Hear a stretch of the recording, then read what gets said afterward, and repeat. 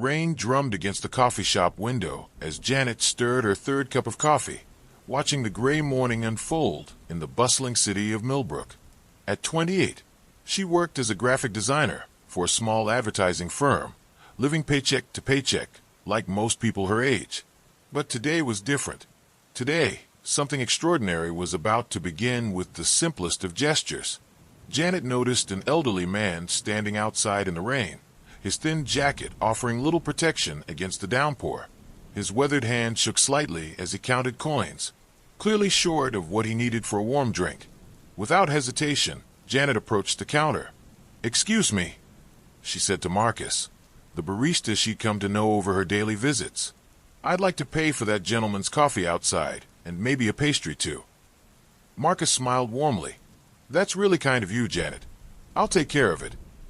The elderly man, whose name was Harold, was overwhelmed when Marcus brought him the steaming cup and a fresh blueberry muffin. His eyes welled up with tears as he looked around, trying to spot his mysterious benefactor. Janet had already left for work, but Harold's gratitude burned bright in his chest. Harold spent most of his days at the city park, feeding pigeons and chatting with other seniors. That afternoon, despite his limited pension, he used part of his grocery money to buy a bag of birdseed. But instead of feeding the pigeons himself, he noticed a young mother struggling to keep her twin toddlers entertained while they cried incessantly. "Excuse me, dear," Harold said gently, approaching Sarah, the frazzled mother. "Would your little ones like to help feed these friendly birds? Sometimes it helps calm them down." Sarah looked skeptical at first, but desperation won over caution. The twins, Emma and Ethan, were immediately captivated by the pigeons. Their tears stopped as they giggled, tossing seeds and watching the birds flutter around them. For the first time in weeks, Sarah felt a moment of peace. "Thank you so much," she said to Harold. "You have no idea how much I needed this break." Harold's wrinkled face crinkled into a smile. "Someone showed me kindness today, and I wanted to pass it along."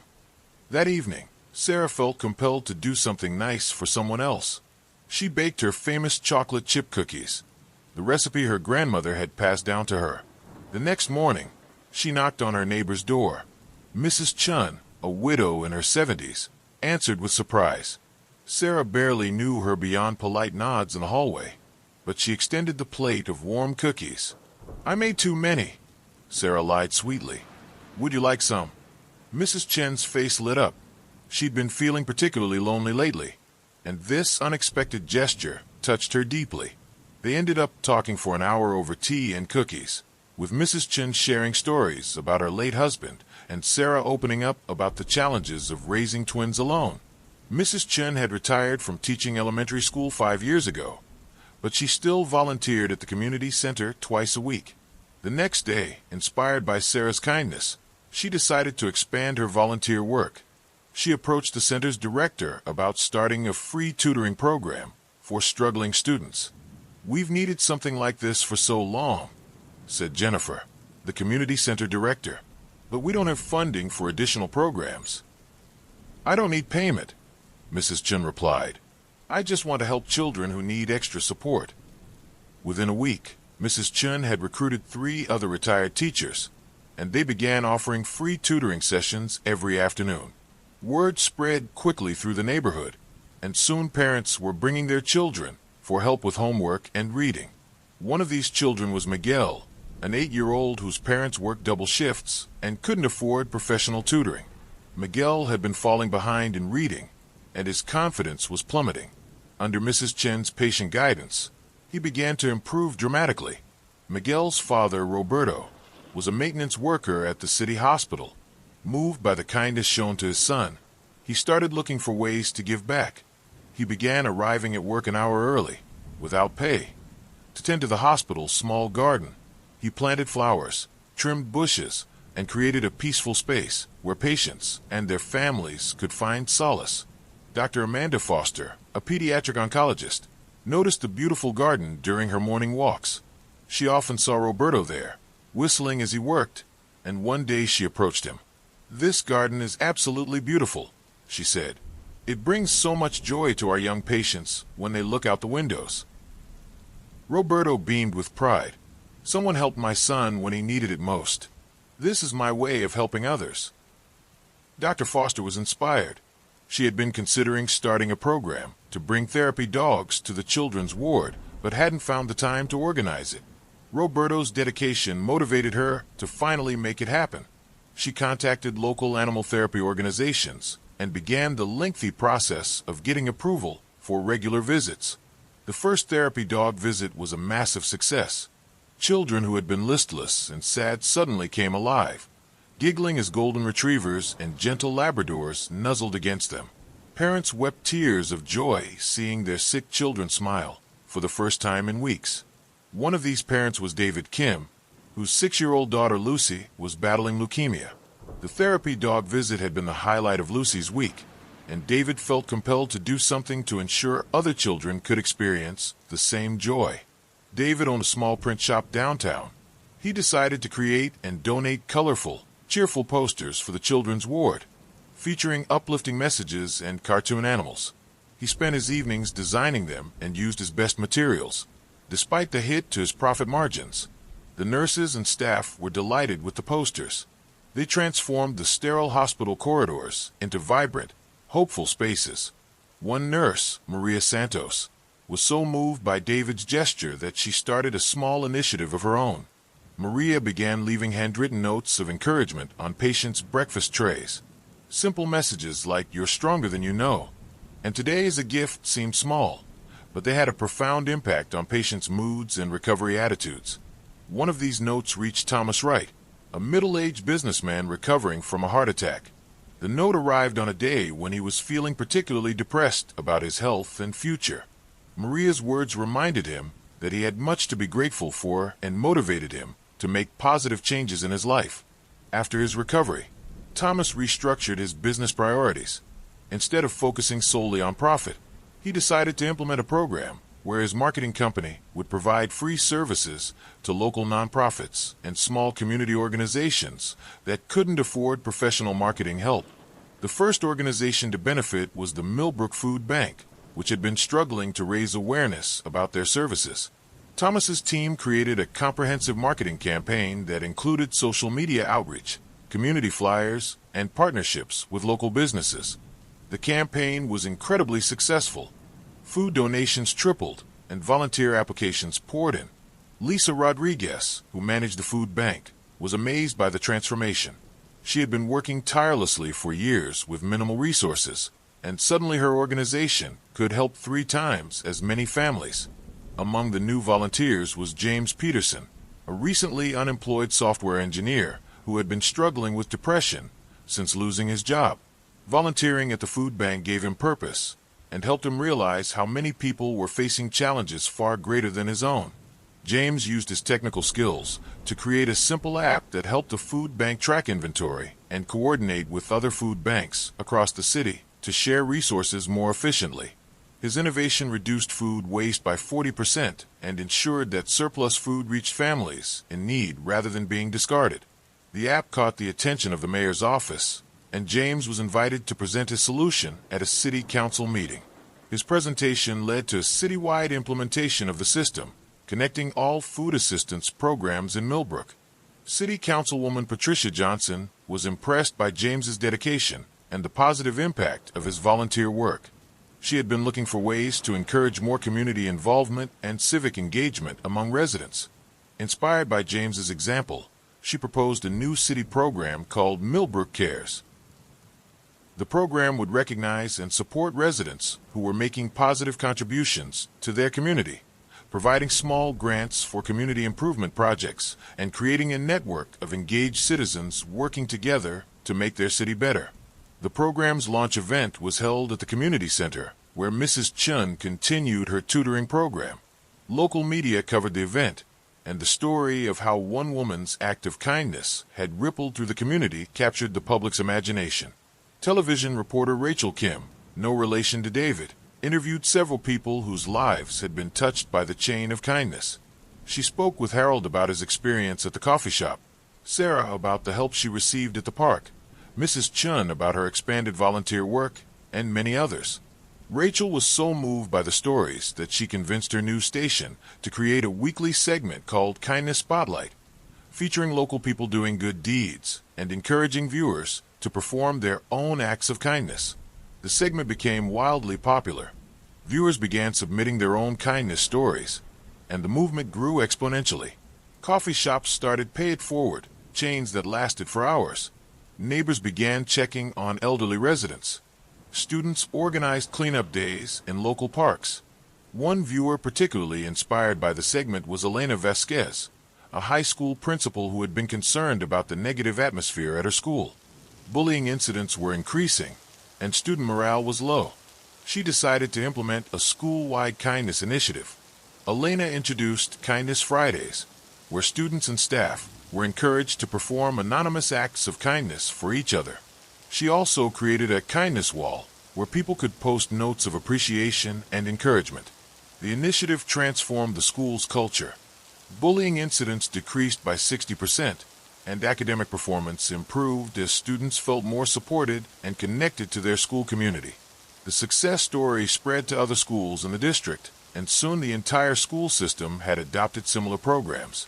One of the students most impacted by the kindness initiative was Alex Chen, Mrs. Chen's grandson, who had been struggling with feelings of isolation and low self-esteem. The supportive environment at school gave him confidence to join the robotics club, where he discovered a passion for engineering. Alex decided to use his newfound skills to help others.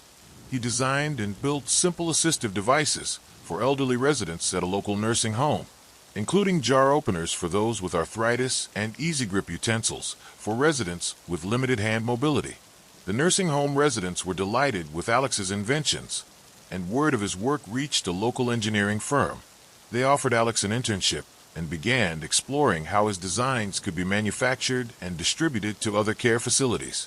The engineering firm's owner, Catherine Wells, was so impressed by Alex's commitment to helping others that she decided to launch a new division of her company focused on developing affordable assistive technologies for seniors and people with disabilities. Catherine's initiative caught the attention of disability rights advocates and medical professionals throughout the region. Orders for the devices poured in, and Catherine found herself at the center of a growing movement to make assistive technology more accessible and affordable. The success of Catherine's venture inspired other business owners in Millbrook to consider how their companies could contribute to community well-being. A local bakery began donating day-old bread to homeless shelters. A bookstore started a program providing free books to low-income children. A gym offered free classes for seniors and people recovering from injuries. This wave of business community involvement reached back to Marcus, the barista who had served Harold the free coffee and pastry that started the entire chain. Marcus's coffee shop owner, Sandra Mitchell, decided to formalize their random acts of kindness by creating a kindness account where customers could contribute money to pay for other customers' orders. The kindness account was incredibly popular. Regular customers began contributing regularly, and the account funded hundreds of free coffees, meals, and treats for people who needed a small boost in their day. Sandra also started hiring people who were struggling to find employment, including formerly homeless individuals and people re-entering society after incarceration. One of these employees was Marcus's younger brother, Tony, who had been struggling with addiction and homelessness. The stable job and supportive work environment gave Tony the foundation he needed to rebuild his life. He became passionate about helping others in similar situations and began volunteering with homeless outreach programs in his spare time. Tony's volunteer work led him to meet Jennifer Walsh, a social worker who had been operating homeless services on a shoestring budget. Together, they developed a more comprehensive support program that included job training, temporary housing assistance, and mental health services. Their program was so effective that it caught the attention of state officials, who provided funding to expand the model to other cities. Tony, who had once felt like a burden on society, now found himself traveling the state to help establish similar programs and share his story of recovery and hope. The state expansion brought the Millbrook kindness movement to the attention of national media. Feature articles appeared in major newspapers and magazines, describing how a single act of kindness had transformed an entire city's culture and created ripple effects across the region. These articles inspired similar movements in cities across the country. Community leaders visited Millbrook to learn about their programs and initiatives. Schools, businesses, and nonprofit organizations began implementing their own versions of the kindness programs that had proven so successful in Millbrook. Meanwhile, Janet continued her daily routine, largely unaware of the massive movement her simple gesture had inspired. She still bought her coffee at the same shop, worked at her graphic design job, and lived her quiet life. It wasn't until she attended a city council meeting about a local zoning issue that she learned about the Millbrook Cares program and its origins. As Patricia Johnson described the chain of kindness that had started with an anonymous person buying coffee for a stranger, Janet felt a flutter of recognition. She remembered that rainy morning and the elderly man counting coins outside the coffee shop. After the meeting, Janet approached Patricia and quietly shared her role in starting the chain. Patricia was amazed to finally meet the person whose kindness had sparked such an incredible transformation in their city. "You have no idea what you started," Patricia told her. "Your kindness has touched thousands of lives." Janet was overwhelmed to learn about all the good that had flowed from her simple act. She met Harold, who was now known throughout the city as the Pigeon Whisperer, and had become a beloved figure at the community center, where he shared stories with children and helped coordinate volunteer activities. She met Sarah, whose twins were now thriving in school, partly due to the tutoring program Mrs. Chun had started. Sarah had gone back to school herself and was studying to become a teacher, inspired by the kindness she had witnessed in her community. She met Mrs. Chun, who had become the director of educational programs at the community center and was training volunteer tutors throughout the city. Mrs. Chen's program had helped hundreds of children improve their academic performance and confidence. The chain continued to grow and evolve. New connections formed daily as people inspired by the movement found ways to help others. A retired carpenter began teaching woodworking skills to at-risk youth. A group of nurses started visiting shut-in elderly residents. Children organized fundraisers for animal shelters. What amazed everyone who studied the phenomenon was how natural and sustainable it had become. Unlike top-down charity initiatives that required constant organization and funding, the Millbrook Kindness movement was self-perpetuating. Each act of kindness inspired the recipients to help others, creating an endless cycle of compassion and community support. Researchers from universities began studying Millbrook as a model for community development and social change. They found that the city had seen measurable improvements in mental health, crime rates, educational outcomes, and economic development, all traceable to the culture of kindness that had taken root. Local businesses reported increased customer loyalty and employee satisfaction. Schools saw continued improvements in academic performance and reductions in behavioral problems. Healthcare facilities noted faster patient recovery times and higher staff morale. The city's overall quality of life had improved dramatically. The movement also attracted new residents and businesses to Millbrook. Young families wanted to raise their children in such a supportive community. Entrepreneurs were drawn to a city where business owners genuinely cared about their employees and community impact. Retirees chose Millbrook because they knew they would be valued and supported as they aged. As the first anniversary of Harold's coffee shop encounter approached, the city planned a celebration called Kindness Day. The event would honor all the people who had contributed to the movement and launch new initiatives to keep the momentum growing. Janet was asked to speak at the event, though she insisted that the real heroes were all the people who had chosen to pass kindness forward. Standing before a crowd of thousands in the city park where Harold had first helped Sarah's twins, she reflected on how much their community had changed. "A year ago, I bought a cup of coffee for a stranger," Janet said. "I never imagined that simple act would lead to all of this. But that's the beautiful thing about kindness. You never know how far it will travel or how many lives it will touch." She looked out at the crowd, seeing faces she now recognized. Harold, beaming with pride, Sarah, with her twins playing nearby, Mrs. Chun, surrounded by former students, Roberto, who had helped landscape the park where they now gathered, Dr. Foster, with several therapy dogs and their handlers, and dozens of others whose lives had been intertwined by kindness.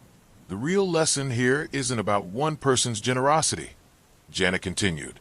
It's about how we all have the power to make someone's day better, and how those small improvements can add up to transform our entire world. Every one of you made this happen by choosing kindness over indifference, connection over isolation, hope over despair. The crowd erupted in applause, but Janet wasn't finished. This isn't the end of our story, it's just the beginning. Today, I challenge each of you to start a new chain of kindness. Buy someone's coffee, help a neighbor, volunteer for a cause you care about, or simply smile at a stranger. You never know. Your kindness might be the spark that changes someone's life, and through them, changes the world. As the celebration continued with music, food, and various kindness-themed activities, people began making new connections and planning new initiatives. Children created kindness pledge cards, promising to perform one act of kindness each week. Adults signed up for volunteer opportunities and community improvement projects. Business owners discussed new ways to support their employees and give back to the community. The ripple effects continued to spread. Visitors from other cities took the ideas back to their communities. Social media spread stories and photos from the event around the world. News outlets covered the celebration, inspiring similar movements in other countries. But perhaps the most significant outcome was the simplest. In Millbrook, kindness had become the norm rather than the exception. Children grew up expecting to help others and be helped in return. Adults looked for opportunities to make their neighbors' lives better. Business owners considered community impact alongside profit margins. City leaders prioritized policies that supported compassion and cooperation. The transformation wasn't always perfect. Conflict still arose. People still faced challenges, and not every problem could be solved with kindness alone. But the community had developed resilience and a shared commitment to supporting each other through difficulties. Years later, when people told the story of Millbrook's transformation, they would often focus on the dramatic elements, the chain of connections, the measurable improvements, the media attention. But those who lived through it knew the real magic was in the daily accumulation of small kindnesses. The neighbor who brought in packages, the teacher who stayed late to help a struggling student, the cashier who showed patience with an elderly customer, the friend who listened without judgment. Janet continued to live quietly in her transformed city, working as a graphic designer and drinking coffee at the same shop where it all began. She never sought recognition or credit for starting the movement. For her, the greatest reward was living in a community where kindness wasn't remarkable. It was simply how people treated each other. On rainy mornings, she would sometimes sit by the window of the coffee shop and watch people hurry past on the sidewalk. Occasionally, she would see someone stop to help a stranger, offer an umbrella, or simply hold a door open. In those moments, she would smile, knowing that somewhere in the city, another chain of kindness was beginning, ready to spread in directions no one could predict. The story of Millbrook proved that extraordinary change could begin with the most ordinary gesture. It showed that kindness wasn't just a nice idea. It was a powerful force that could reshape communities, heal divisions, and create the kind of world where everyone could thrive. And it all started with a cup of coffee on a rainy day, when one person decided that a stranger's comfort mattered more than the price of a pastry. That simple choice became the first link in a chain that would bind an entire city together with threads of compassion, proving that in a world that often feels divided and harsh, kindness remains our greatest superpower. The chain continues today, growing stronger with each person who chooses connection over indifference, generosity over selfishness, and hope over despair. In Millbrook and beyond, people have learned that we are all connected, that our actions matter, and that the kindness we show to others eventually returns to us in ways we never could have imagined.